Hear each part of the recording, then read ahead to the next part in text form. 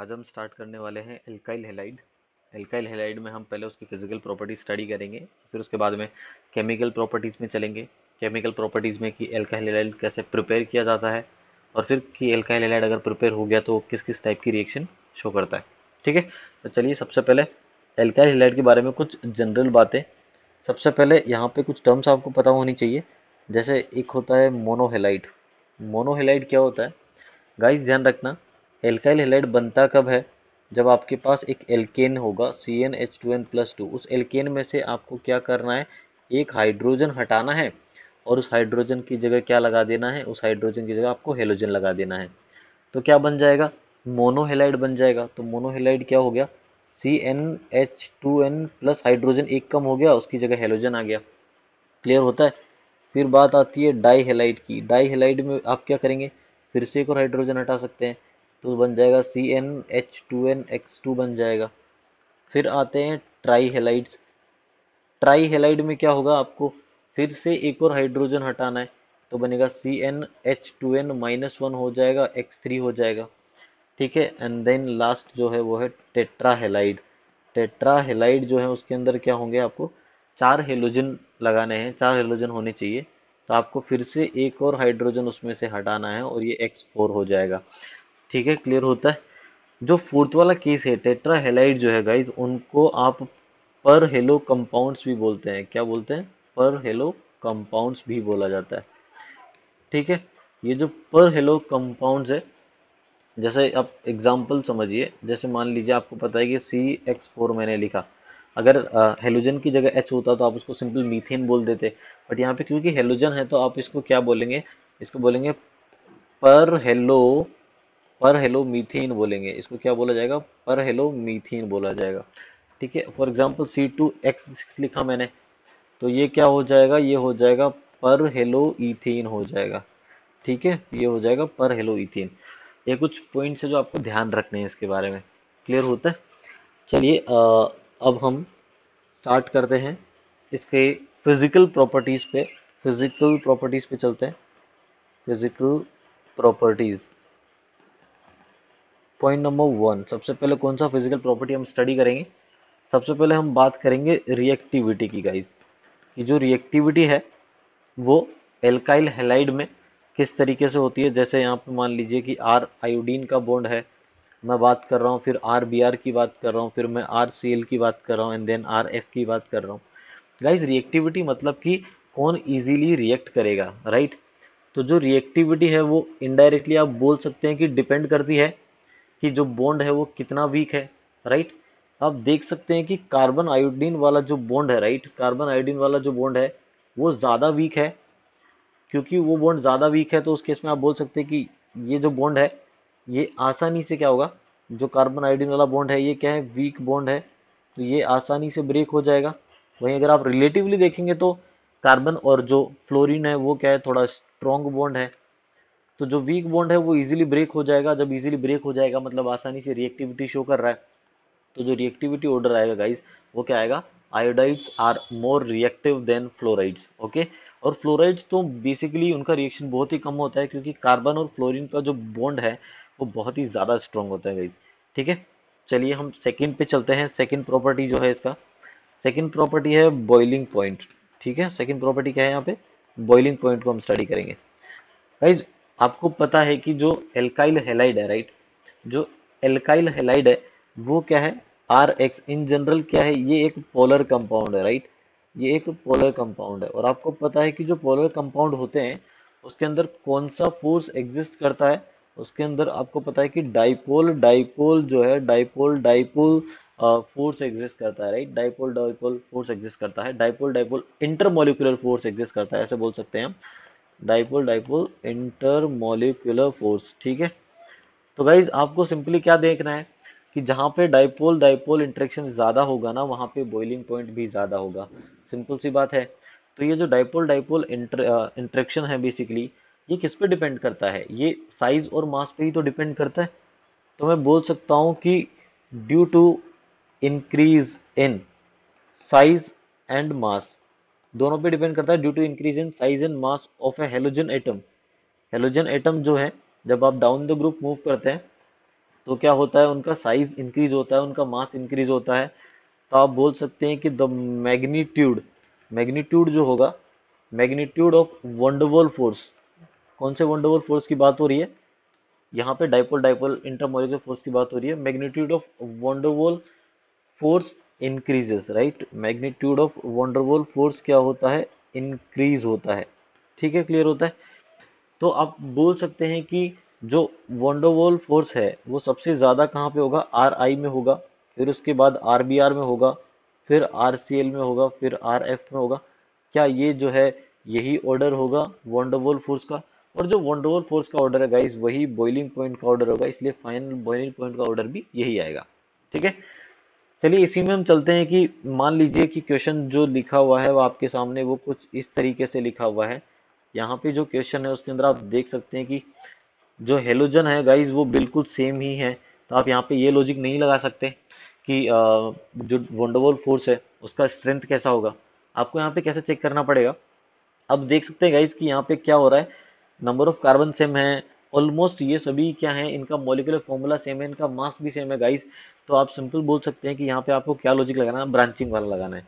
तो आपको क्लियर होना चाहिए कि बॉइलिंग पॉइंट जो होता है that is inversely proportional to branching.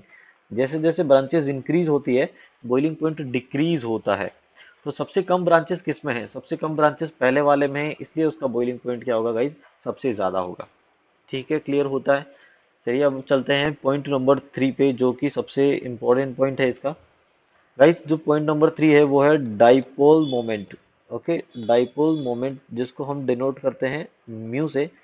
और ये जो डाइपोल मोमेंट होता है ये होता है क्यू इंटू डी। क्यू यहाँ पे है चार्ज, और जो डी है गाइस उसको आप यहाँ पे बॉन्ड लेंथ भी बोलते हैं। क्या बोलते हैं, बॉन्ड लेंथ भी बोला जाता है। ठीक है, तो चलिए देखिएगा, आप डाइपोल मोमेंट की बात कर रहे हैं, कार्बन फ्लोरीन में कार्बन क्लोरीन की बात की जा रही है, फिर कार्बन ब्रोमीन आएगा एंड देन कार्बन आयोडीन आएगा। तो हम यहाँ पे अच्छे से बात करते हैं। देखिए गाइज, अगर आप बात करेंगे डिस्टेंस की, अगर आप बात करेंगे बॉन्ड लेंथ की बात करेंगे, तो बॉन्ड लेंथ आपको पता है कि वीक बॉन्ड कौन सा है या बॉन्ड लेंथ ज्यादा कहाँ पे होगा, वो कार्बन आयोडीन बॉन्ड लेंथ ज्यादा होगा, क्योंकि आयोडीन का जो साइज है वो बहुत ज्यादा है। तो बॉन्ड लेंथ का जो ऑर्डर आएगा गाइज वो कुछ ये आएगा, आयोडीन, कार्बन आयोडीन का बॉन्ड लेंथ सबसे ज्यादा होगा। वहीं अगर आप देखेंगे कि चार्ज जो है, चार्ज से अगर आप देखेंगे, क्योंकि फ्लोरीन का इलेक्ट्रॉन नेगेटिविटी ज्यादा है, तो कार्बन फ्लोरीन के बॉन्ड में ज्यादा चार्ज डेवलप होगा। ज्यादा चार्ज डेवलप होगा तो जो चार्ज का ऑर्डर है वो आपको पता है कि कार्बन फ्लोरीन वाले में ज्यादा आएगा, फिर कार्बन क्लोरीन में आएगा, फिर कार्बन ब्रोमीन में आएगा, फिर कार्बन आयोडीन में आएगा। तो गाइस आप देख सकते हैं कि बॉन्ड लेंथ और चार्ज वाले जो दोनों फैक्टर है वो एक दूसरे को कॉन्ट्राडिक्ट कर रहे हैं। बॉन्ड लेंथ के हिसाब से अगर आप चेक करेंगे तो डाइपोल मोमेंट कार्बन आयोडीन का ज्यादा आना चाहिए, अब चार्ज के हिसाब से चेक करेंगे तो कार्बन फ्लोरीन का ज्यादा आना चाहिए। तो गाइज क्लियरली ध्यान रखना है कि हम इन दोनों के कंबाइन इफेक्ट को, क्योंकि डाइपोल मोमेंट दोनों पे डिपेंड करता है, तो हम इसके कंबाइन इफेक्ट को स्टडी करेंगे। तो जब आप इनको कंबाइन करोगे, राइट, जब आप इनको कंबाइन करोगे दोनों को, तो आपको पता चलता है, एक्सपेरिमेंटल डेटा है, ध्यान रखना है, तो आपको पता चलता है कि कार्बन क्लोरीन जो है उसका डाइपोल मोमेंट सबसे ज्यादा आता है, फिर कार्बन फ्लोरीन आता है, फिर कार्बन ब्रोमीन है एंड देन सबसे लास्ट में कार्बन आयोडीन है। मैं यहाँ पे इनकी वैल्यूज भी लिख देता हूँ, प्रैक्टिकल वैल्यूज है 1.56, ये डिबाई होता है गाइज, जो कि यूनिट है डाइपोल मोमेंट का। ये होगा 1.51 डिबाई होगा, जो नेक्स्ट है दैट इज 1.48 डिबाई होगा, और जो सबसे लास्ट है वो है 1.29 डिबाई होगा। ठीक है, क्लियर होता है। तो हमने क्या किया, दोनों का कंबाइन फैक्ट से फाइनल ऑर्डर निकाल लिया। क्लियर होता है। अब चलते हैं पॉइंट नंबर 4 पे। पॉइंट नंबर 4 है गाइज सोलिबिलिटी। सोलिबिलिटी जो है गाइज ध्यान रखना, सोलिबिलिटी में थोड़ा कंफ्यूजन होता है स्टूडेंट्स को।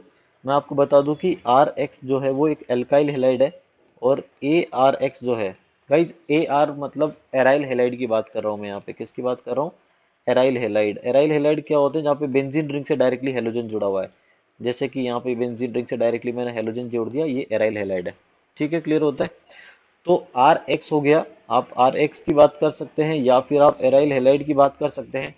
ये सभी क्या है, ये स्लाइटली सॉल्युबल है, उतनी ज्यादा सॉल्युबल नहीं है। ये हम बोल सकते हैं कि सिंपल ये स्लाइटली सॉल्युबल है वाटर में, slightly soluble in water in H2O। ठीक है, बट वहीं अगर आप बात करेंगे इनऑर्गेनिक सॉल्वेंट की, तो गाइज इतना ध्यान रखना है कि these are completely soluble, these are completely soluble in organic solvent में ये कंप्लीटली सॉल्युबल होते हैं। अब ऑर्गेनिक सॉल्वेंट कौन कौन से हैं, किन की बात की जा रही है, तो मैं यहाँ पे क्लियरली लिख देता हूँ।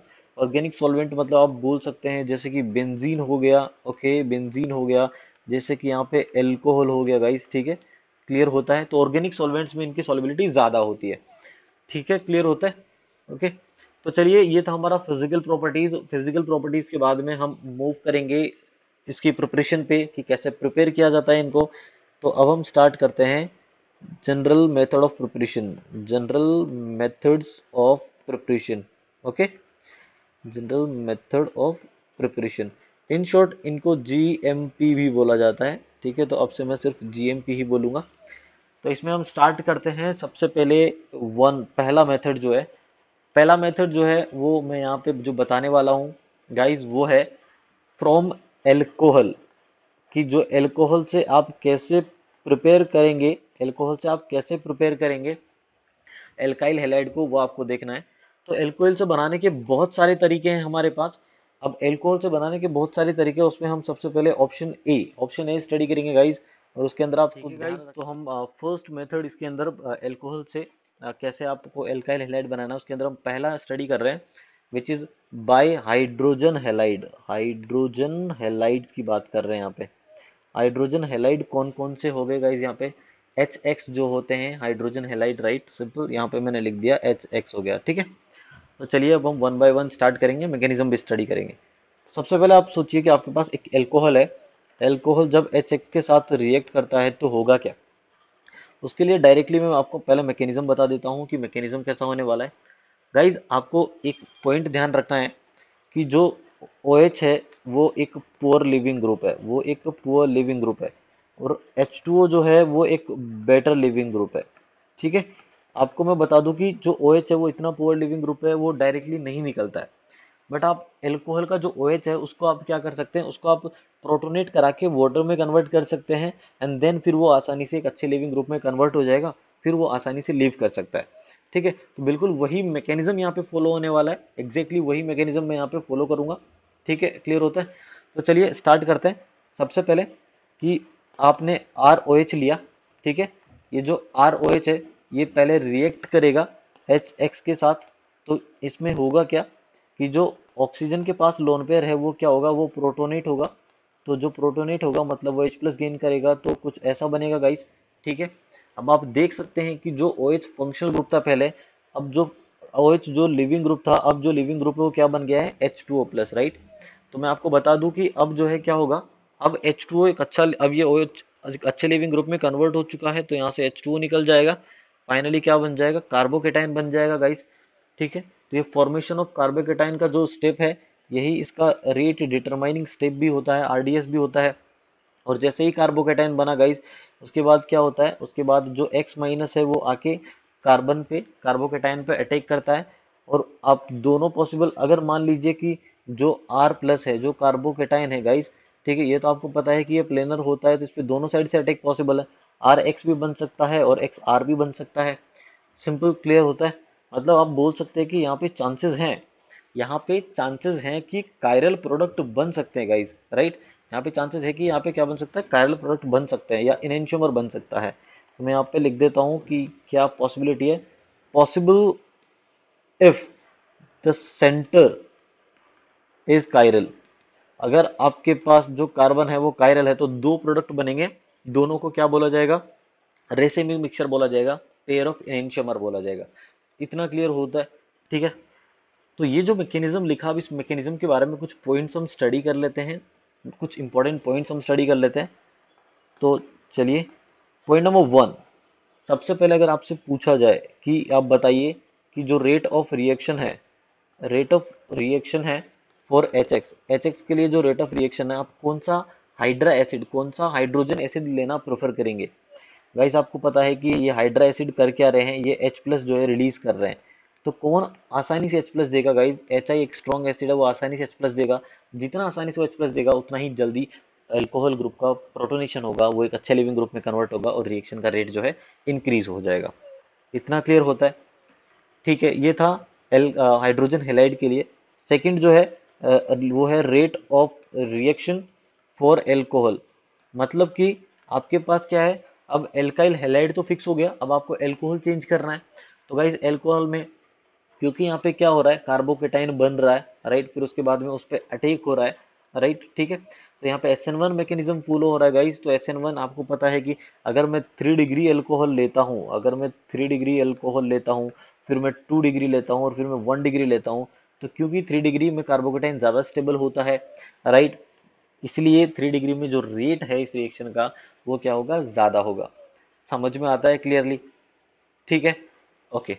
गाइज एक मैं यहाँ पे पॉइंट मेंशन करना चाहूँगा कि इस रिएक्शन में क्या होता है, 3 डिग्री और 2 डिग्री के केस में तो ये SN1 से जाता है, और 1 डिग्री के केस में मैं बता दूं, क्योंकि 1 डिग्री में SN1 के चांसेस बहुत कम होते हैं, कार्बोकेटाइन हाईली अनस्टेबल होता है, इसलिए ये जो मैकेनिज्म है SN2 से जाता है in case of 1 degree only. In case of 3 degree and 2 degree जो रिएक्शन है वो SN1 मैकेनिज्म को फॉलो करता है, इन केस ऑफ 1 डिग्री ये SN2 मैकेनिज्म को फॉलो करता है। क्लियर होता है गाइज इतना? ठीक है, नेक्स्ट पॉइंट पे चलते हैं, पॉइंट नंबर 3। पॉइंट नंबर 3 में हम क्या डिस्कस करेंगे गाइज? पॉइंट नंबर 3 में हम डिस्कस करेंगे कि कौन कौन से हम कैटालिस्ट यहाँ पे यूज करते हैं। कैटालिस्ट बेसिकली यूज्ड, कौन कौन से कैटालिस्ट यूज करते हैं। सबसे पहले मैं बता दूं, अगर आपने HI के साथ रिएक्शन करवाया है ना, तो आपको कोई भी कैटालिस्ट की जरूरत नहीं है, no requirement, no requirement guys. आपको अगर आप HI लेते हो तो वो इतना स्ट्रॉन्ग एसिड है कि वो H+ आसानी से दे देगा, आपको किसी कैटालिस्ट की जरूरत ही नहीं है। जब आप HBr लेते हैं तो जैसे आप HI से HBr की तरफ जाएंगे, एसिडिक स्ट्रेंथ थोड़ा कम होगा, तो गाइस आपको HBr जो है वो H2SO4 की प्रेजेंस में लेना पड़ेगा। HBr in presence of H2SO4 अगर आप लेंगे तो रिएक्शन का जो रेट है वो आसानी से वह ज्यादा होगा। ठीक है, जो थर्ड है वो है HCl गाइस। मैं बता दूं कि HCl के साथ हमको लेना पड़ता है यहाँ पे, हमको यहाँ पे लेना पड़ता है एनहाइड्रस ZnCl2। यहाँ पे लेना पड़ता है हमें anhydrous anhydrous ZnCl2 guys. Clear होता है? और ये जो है HCl in presence of anhydrous ZnCl2, ये एक बहुत ही इंपॉर्टेंट रिएजेंट है विच इज लुकास रिएजेंट। इसके बारे में हम स्टडी करेंगे, अभी सिर्फ मैं यहाँ पे इसका नाम बता रहा हूँ। HCl in presence of anhydrous ZnCl2 is what, Lucas reagent. Okay, और सबसे लास्ट में आता है HF। गाइस HF जो है इतना वीक एसिड है कि आप यहाँ पे कोई कैटालिस्ट ले तो भी कोई फर्क नहीं पड़ेगा, इसको हम यूज ही नहीं करते। तो यहाँ पे सिंपल लिखेंगे no change even in presence of catalyst. लिख सकते हैं कि यहाँ पे अगर आप कैटालिस्ट लेंगे तो भी कुछ फर्क नहीं पड़ने वाला है गाइस। ठीक है, क्योंकि ये बहुत ही ज्यादा वीक एसिड है। इतना क्लियर होता है? ठीक है, चलिए अब हम बात करते हैं लुकास रिएजेंट की, क्योंकि अब लुकास रिएजेंट जो है हमारा मेन टारगेट है। तो अब हम देख लेते हैं कि जो लुकास रिएजेंट है वो क्या होता है, किस तरीके से उसकी रिएक्शंस होती है। लुकास रिएजेंट, ठीक है, लुकास रिएजेंट या फिर गाइस इसी को आप लुकास टेस्ट भी बोलते हैं। ये टेस्ट जो है अल्कोहल के लिए है। ठीक है, क्या होता है लुकास रिएजेंट, मैं फिर से लिख रहा हूँ, it is basically concentrated HCl plus anhydrous anhydrous ZnCl2, anhydrous ZnCl2, ये पूरा जो मिक्सचर है ये क्या है, लुकास रिएजेंट है। ठीक है, चलिए देखिए ये जो टेस्ट है बेसिकली इसका पर्पस क्या है, it is basically used to distinguish used to distinguish alcohol. मतलब एल्कोहल की जो डिग्रीज होती है, एक 3 डिग्री अल्कोहल हो गया, 1 डिग्री अल्कोहल हो गया, 2 डिग्री अल्कोहल हो गया, उनको कैसे डिफ्रेंशिएट करना है उसके लिए हम लुकास रिएजेंट को या लुकास टेस्ट को यूज में लेते हैं। ठीक है, चलिए मैकेनिज्म की बात मैं करता हूँ। मैकेनिज्म में सबसे पहले सिंपल बात किया मैंने एल्कोहल की गाइस, मैं यहाँ पे लिख दूँ कि जो एल्कोहल है ये या तो 2 डिग्री होगा या 3 डिग्री होगा। ठीक है, क्या होगा, HCl जो है इन प्रेजेंस ऑफ ZnCl2, राइट, यही है। HCl in presence of ZnCl2 कौन सा मैकेनिज्म फॉलो होगा हमें वो देखना है। तो गाइज मैं बता दूं, सबसे पहले क्या होता है कि जो एनहाइड्रस ZnCl2 है ना, anhydrous ZnCl2 is basically Lewis acid guys. ये क्या है, एक लुईस एसिड है। ठीक है, और आप देख सकते हैं कि एल्कोहल में ऑक्सीजन के पास लोन पेयर है। तो सबसे पहले क्या होता है, सबसे पहले जो एल्कोहल है वो अपना लोन पेयर ZnCl2 के वैकेंट ऑर्बिटल में देता है, क्योंकि ये डी ब्लॉक एलिमेंट है ZnCl2, Zn D block metal है गाइस, तो उसके पास वैकेंट ऑर्बिटल है। तो उससे क्या होता है कि एक जो इंटरमीडिएट बनता है वो कैसा बनता है, R हो गया, यहाँ पे ऑक्सीजन H हो गया, ऑक्सीजन पे पॉजिटिव, और फिर आ गया यहाँ पे ZnCl2, Zn पे नेगेटिव चार्ज आ जाता है। ठीक है, क्लियर होता है? फिर क्या करना है, फिर उसके बाद में क्या होता है गाइज, जैसे ही ऑक्सीजन पे पॉजिटिव चार्ज आया, ऑक्सीजन में पॉजिटिव चार्ज मतलब ऑक्सीजन जो है पॉजिटिव चार्ज नहीं रखना पसंद करता, तो वो क्या करेगा, वो इस बॉन्ड को ब्रेक कर देगा गाइस। जैसे ही वो इस बॉन्ड को ब्रेक करेगा, वहां पे कार्बोकेटाइन का फॉर्मेशन हो जाएगा, और कार्बोकेटाइन के साथ साइड में क्या बन जाएगा, ZnCl2OH माइनस। क्लियर होता है इतना? ठीक है, कार्बोकेटाइन बन गया गाइस। ध्यान रखना, जो कार्बोकेटाइन बन रहा है, अगर आप उसको रीअरेंज, अगर उसमें रीअरेंजमेंट पॉसिबल है, राइट, तो आपको उसको रीअरेंज करना पड़ेगा। रीअरेंज इट, सबसे इंपॉर्टेंट पॉइंट मैंने यहाँ पे लिखा है। जो कार्बोकेटाइन बना है, अगर उसमें रीअरेंजमेंट पॉसिबल है तो आप उसे रीअरेंज कीजिए। क्लियर होता है? फिर उसके बाद क्या होता है, फिर उसके बाद जो कार्बोकेटाइन बन गया, उसके साथ रिएक्शन करने के लिए आता है HCl गाइज। और HCl में से H प्लस और Cl माइनस जो है, उसमें से जो Cl माइनस है वो R के साथ रिएक्ट करके RCl का फॉर्मेशन करता है, एल्काइल हेलाइड का फॉर्मेशन करता है। और साइड प्रोडक्ट क्या बनता है, ZnCl2OH था, वो H प्लस लेके डॉट H2O बन जाता है, ZnCl2 डॉट H2O बन जाता है, हाइड्रेटेड हो जाता है गाइज। जो एनहाइड्रस ZnCl2 था वो हाइड्रेटेड हो जाता है। क्लियर होता है?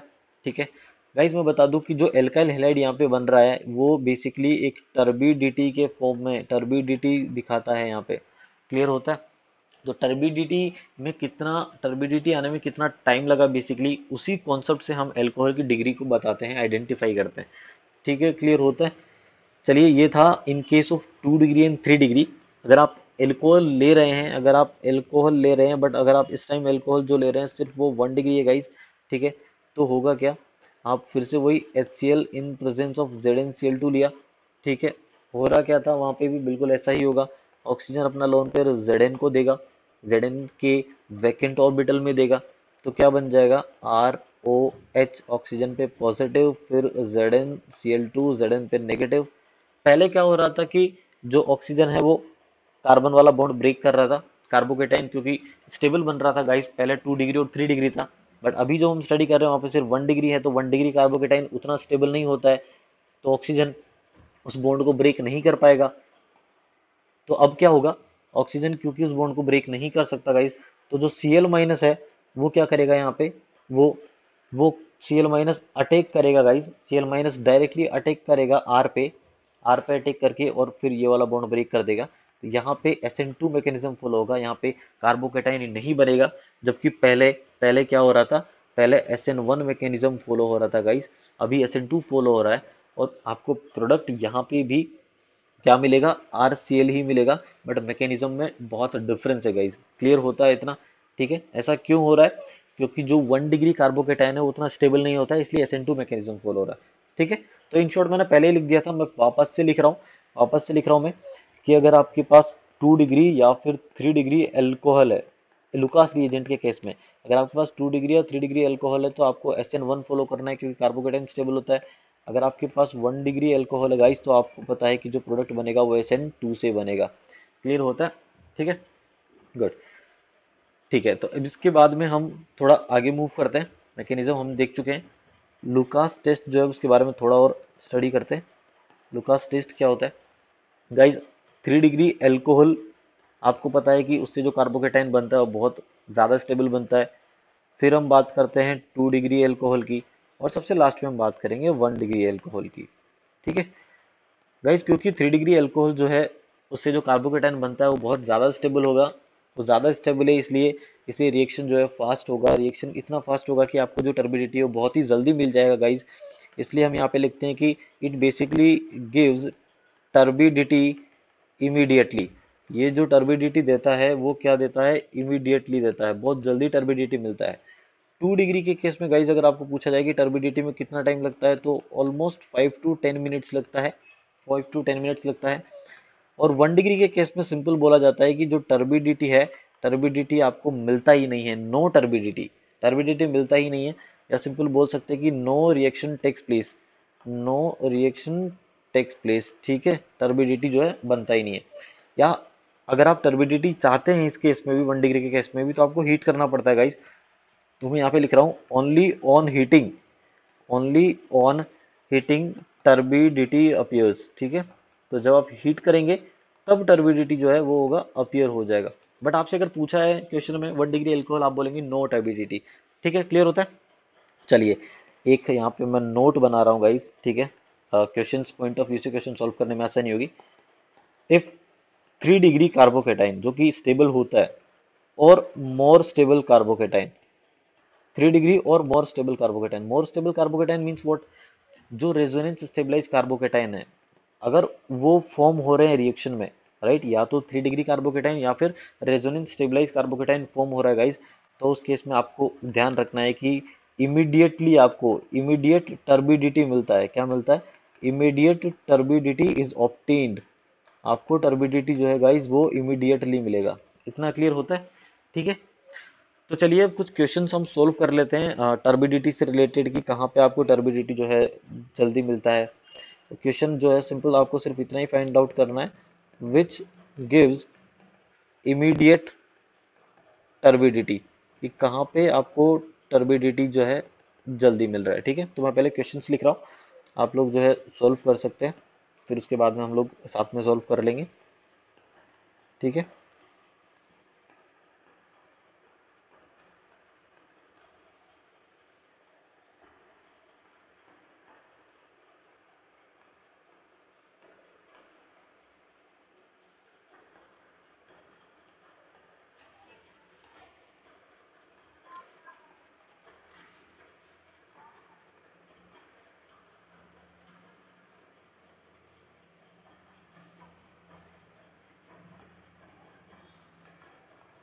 ठीक है गाइस, तो चलिए बात करते हैं कि टर्बिडिटी कहाँ पे आपको इमीडिएटली मिल रहा है, मतलब कहाँ पे कार्बोकेटाइन जो है 3 डिग्री या 3 डिग्री से ज्यादा स्टेबल मिल रहा है। सबसे पहले जो फर्स्ट क्वेश्चन है, इसके अंदर आप देख सकते हैं कि 2 डिग्री एल्कोहल है, तो यहाँ पे इमीडिएट टर्बिडिटी नहीं मिलेगा।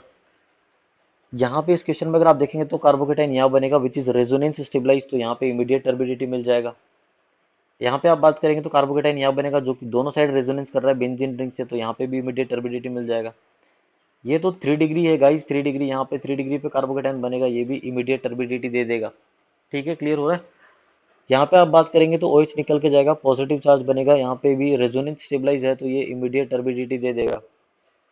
नेक्स्ट क्वेश्चन की हम बात करते हैं। यहाँ पे आप देख सकते हैं OH लिखा हुआ है, अगर आप यहाँ पे ये हटेगा तो पॉजिटिव चार्ज बनेगा। पॉजिटिव चार्ज बनते ही ये कैसा सीन बन गया गाइस, ये क्या डांसिंग रेजोनेंस जैसा हो गया, ये डांसिंग रेजोनेंस है, और डांसिंग रेजोनेंस वाला कार्बोकेटाइन तो बहुत ज्यादा स्टेबल होता है, ये भी इमीडिएट टर्बिडिटी देगा। नेक्स्ट में आप देखेंगे कि बेंजीन रिंग से ही डायरेक्टली OH जुड़ा हुआ है गाइस।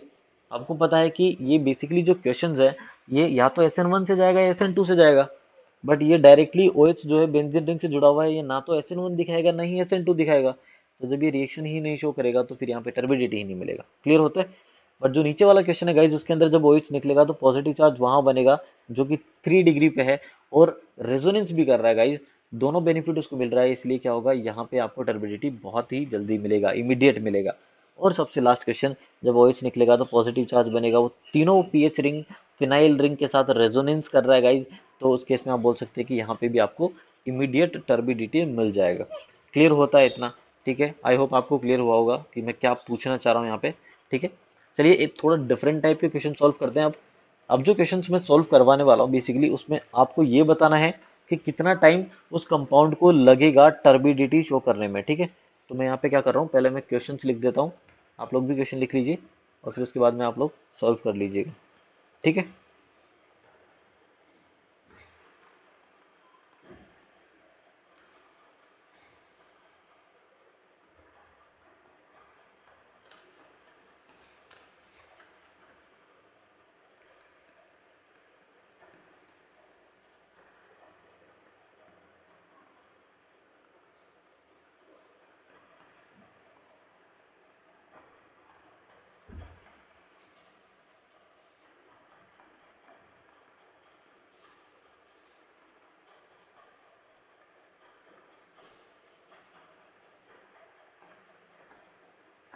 गाइस जो क्वेश्चन का सिलेक्शन है, जो क्वेश्चंस मैंने सेलेक्ट किए हैं वो बहुत ही अच्छे क्वेश्चंस है। आप हर एक क्वेश्चंस को सिर्फ अगर आप इतना भी सॉल्व कर लेते हैं, इतना भी आप अगर स्टडी कर लेते हैं, तो आप बुक्स को जब सॉल्व करेंगे तो आपको ज़्यादा प्रॉब्लम्स नहीं होगी। ठीक है, ऑलमोस्ट क्वेश्चंस मैंने बहुत सी बुकों से सिलेक्ट किए हैं, बहुत ही फेमस फैकल्टीज़ के नोट से मैंने सेलेक्ट किए हैं। आप लोगों को उतना प्रॉब्लम नहीं होगा, सब कुछ आपको एक ही जगह मिल रहा है। ठीक है, तो चलिए फिर अब बात करते हैं।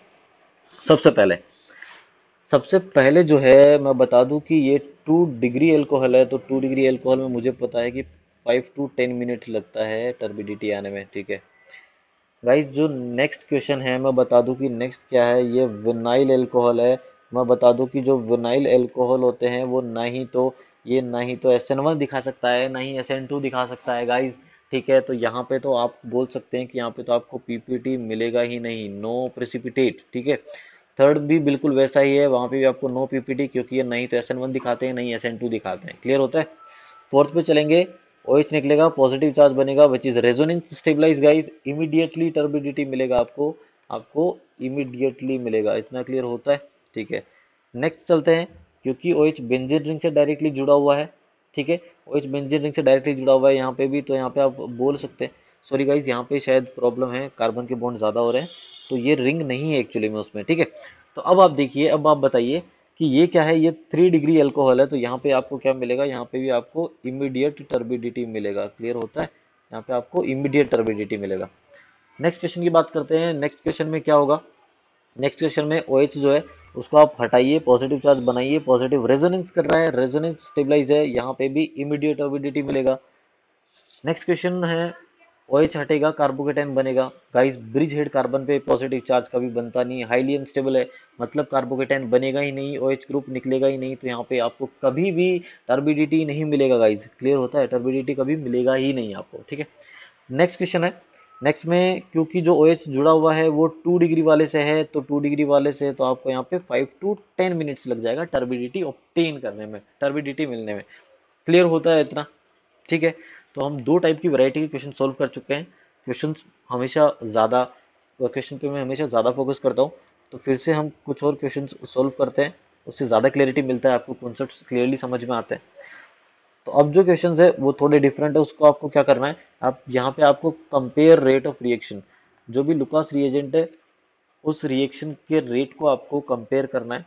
गाइस पहले 3 डिग्री एल्कोहल लिया, फिर 2 डिग्री एल्कोहल लिया, फिर 1 डिग्री एल्कोहल लिया, तो आपको पता है कि 3 डिग्री एल्कोहल में कार्बोकेटाइन स्टेबल बनता है गाइस, तो जो रेट आएगा वो क्या आएगा, 3 डिग्री एल्कोहल से ज़्यादा आएगा, सिंपल। वहीं अगर आप दूसरे दूसरे क्वेश्चंस कंसिडर करें, जैसे कि आप मान लीजिए कि मैंने यहाँ पे क्या किया, NO2 लगा दिया ग्रुप पे, और सेकंड क्वेश्चन में मैं NO2 की जगह क्या कर रहा हूँ, मान लीजिए मैंने साइनाइड लगा दिया, -M ग्रुप लगा दिया, ठीक है।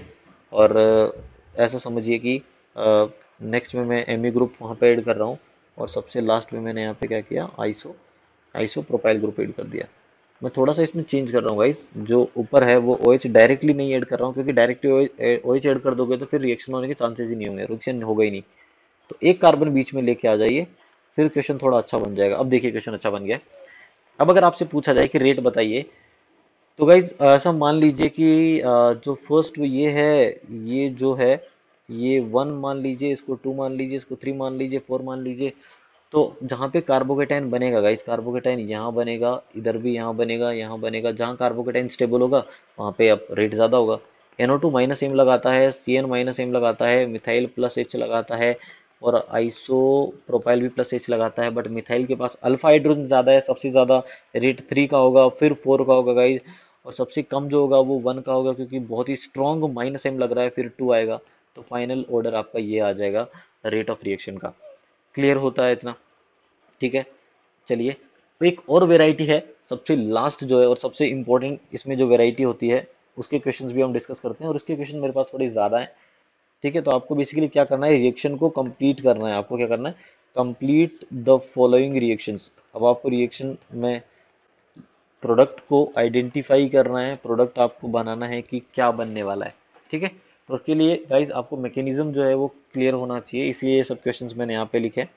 तो सबसे पहले मान लीजिए एक सिंपल सा सवाल है आपके पास कि मिथाइल है, यहाँ पे हाइड्रोजन है, ये ET है, और यहाँ पे OH है, और रिएक्शन गाइस HI के साथ हो रहा है, ठीक है। तो आपको पता है कि जब HI के साथ रिएक्शन होता है तो पहले क्या होगा, OH ग्रुप प्रोटोनेट होगा, ठीक है। तो मैं पहले क्वेश्चन में मैं सब कुछ बता रहा हूँ, फिर उसके बाद में थोड़ा फास्ट हम शॉर्टकट से भी चल सकते हैं। OH2 पॉजिटिव बनता है, ठीक है। फिर उसके बाद क्या होता है, ये H2O निकल के चले जाता है, H2O निकल के चले जाता है, तो क्या बनता है गाइस, कार्बोकेटाइन बनता है। यहाँ पे Me हो गया, यहाँ पे ET हो गया, यहाँ पे H हो गया, यहाँ पे कार्बोकेटाइन बन गया। कार्बोकेटाइन जो है उस पे क्या आएगा, उस पे कौन अटैक करता है, उस पे आई माइनस अटैक करेगा। गाइज जैसे आई माइनस अटैक करेगा, क्योंकि प्लेनर है तो दोनों साइड से अटैक कर सकता है। तो दोनों साइड से मतलब कि क्या मतलब है यहाँ पे, एक तरफ हाइड्रोजन एक तरफ आयोडीन हो गया।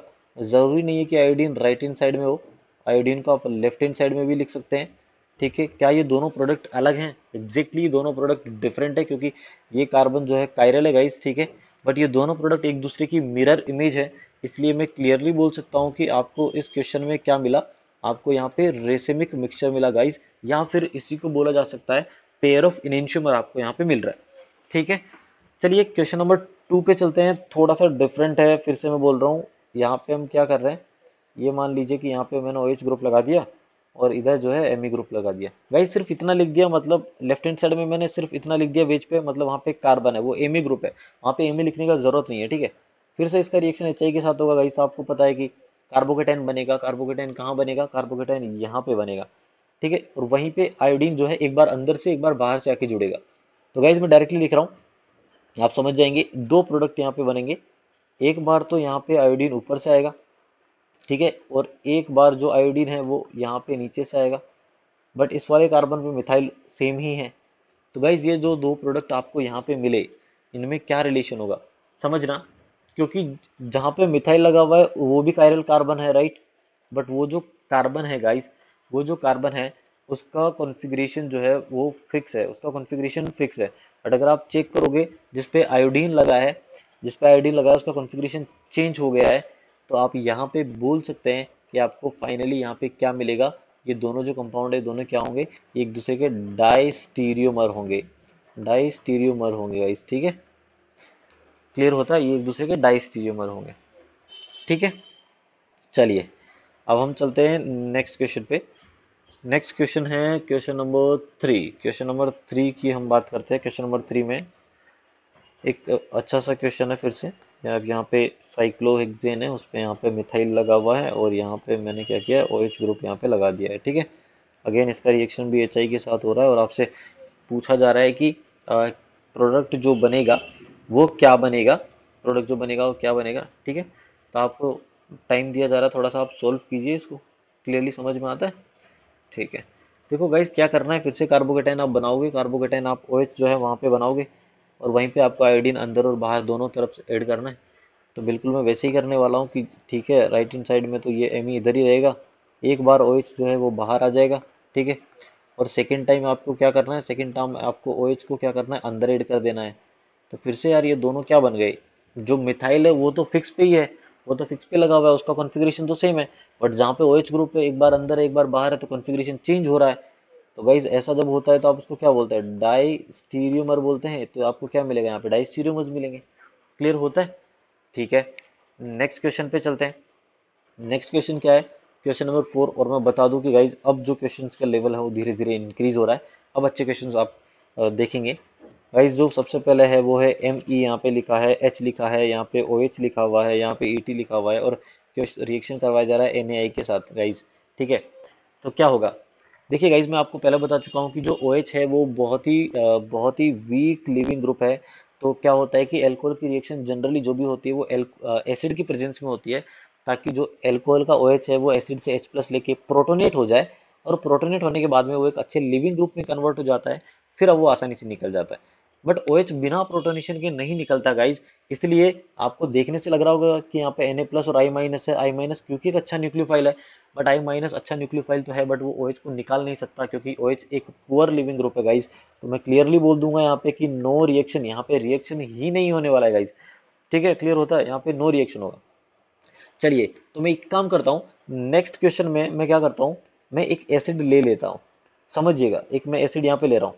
तो कौन सा एसिड ले रहा हूँ मैं वो भी मैटर करेगा। जैसे मैंने यहाँ पे लिखा NaI लिखा और मैंने यहाँ पे लिख दिया H2SO4 गाइस। ठीक है, अब क्या होगा, पहले गाइस मैं आपको बताता हूँ कि सॉल्यूशन क्या होगा। मैं यहाँ पे आपको बता दूं कि इस केस में भी रिएक्शन नहीं होता है, नो रिएक्शन। थोड़ा शॉकिंग है कि हमने एसिड लिया, एसिड में OH प्रोटोनेट हो सकता था, फिर आयोडीन वहां पे जाके अटैक कर सकता था, फिर भी रिएक्शन क्यों नहीं हो रहा है।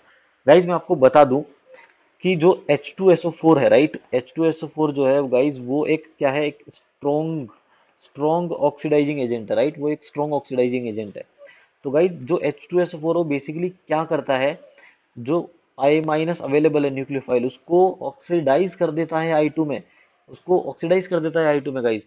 तो H2SO4 NaI के साथ ही रिएक्ट कर लेता है। तो इसके इसलिए हम बोल सकते हैं कि जो H प्लस है, या फिर जो H2SO4 है वो यहाँ पे ऑक्सीडाइजिंग एजेंट की तरह बिहेव कर रहा है।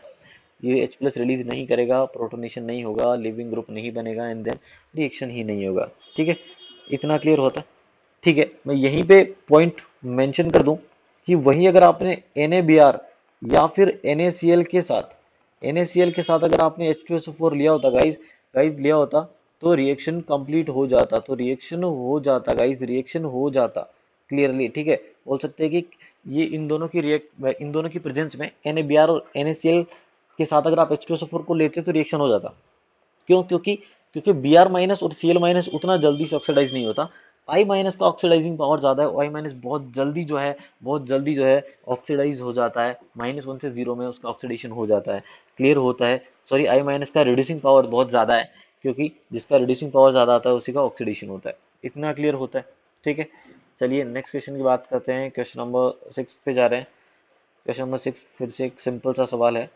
ठीक है, सिंपल सवाल मतलब, चलिए अब यहाँ पे हम थोड़ा लेवल इंक्रीज कर देते हैं।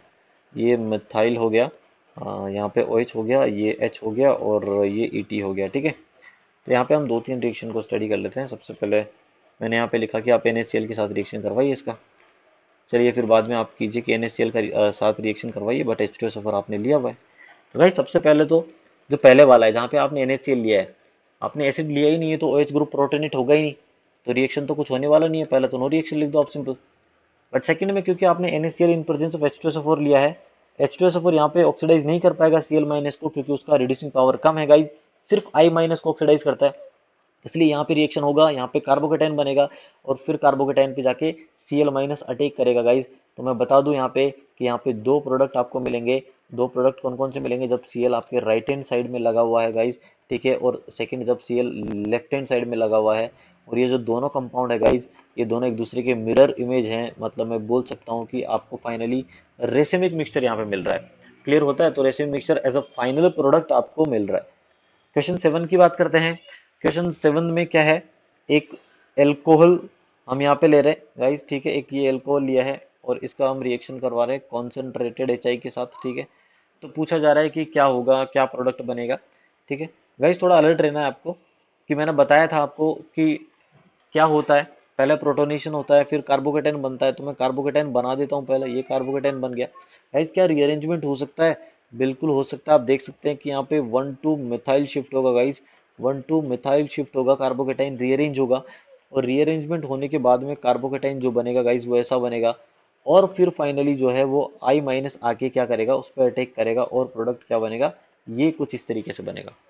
ठीक है, नेक्स्ट चलते हैं क्वेश्चन नंबर 8 पे। क्वेश्चन नंबर 8 भी बिल्कुल ऐसा ही एक क्वेश्चन मैंने वापस से सेलेक्ट किया है गाइस, जैसे ये हो गया। ठीक है, अगेन इसका रिएक्शन बोला जा रहा है कि कॉन्सेंट्रेटेड HI के साथ हो रहा है, फाइनल प्रोडक्ट बताइए। गाइस फिर से आप क्या करेंगे, आपको पता है कि OH ग्रुप प्रोटोनेट होगा और कार्बोकेटाइन बनेगा, कार्बोकेटाइन आपने बना दिया है। गाइस क्या अब यहाँ पे रीअरेंजमेंट हो सकता है? बिल्कुल हो सकता है। अब यहाँ पे रिंग एक्सपेंशन वाला सीन बन गया गाइस, रिंग एक्सपेंड होगा। रिंग एक्सपेंड होता है तो क्या होता है, ये हो गया अल्फा बॉन्ड हो गया, ये बीटा हो गया, गामा हो गया। मैं बता दूं कि बीटा गामा वाला तो बॉन्ड ब्रेक होता है गाइस, और अल्फा गामा के बीच में बॉन्ड बनता है। तो क्लियरली ध्यान रखना कि जो रिंग है वो तो 6 मेंबर रिंग बन जाएगा। ठीक है, अल्फा के पास मिथाइल था, बट पॉजिटिव चार्ज जो है वो बीटा के पास आ जाएगा। ठीक है, क्लियर होता है गाइस? देखिए अब फिर से रीअरेंजमेंट होगा, बट अब मैं बता दूं कि 1 to हाइड्राइड शिफ्ट होगा गाइस। गाइस क्यों ऐसा हो रहा है? क्योंकि जब पॉजिटिव चार्ज 3 डिग्री पे जाएगा गाइस, तो ज़्यादा स्टेबल होगा। और अब फाइनली यहाँ पे I माइनस आके अटैक करेगा, और I माइनस यहाँ पे आके जुड़ जाएगा, ये फाइनल प्रोडक्ट आपको मिल जाएगा। क्लियर होता है? ठीक है गाइस, ओके।